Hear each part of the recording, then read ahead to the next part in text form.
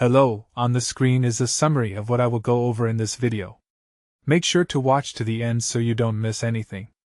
Step 1. Start by opening the Threads app on your phone and finding the post you want to share to Instagram. You'll see a menu button with 3 dots in the top right corner of your post. Tap on it to reveal sharing options. Step 2. Look for the option that says Share to Instagram Feed or Export to Instagram. This feature lets you send your Threads content directly to your Instagram account without manually recreating it. Step 3. Before you hit share, make sure your accounts are properly linked.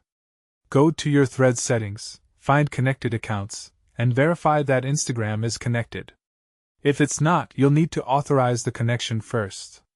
Step 4. Once everything is linked, select your Instagram account from the drop-down menu if you have multiple accounts.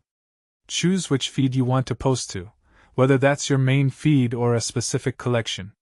Step 5. Review your post one final time to ensure the text, images, and formatting look exactly how you want it on Instagram.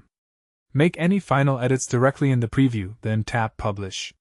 Your post will now appear on both platforms simultaneously, saving you tons of time and effort managing multiple social accounts.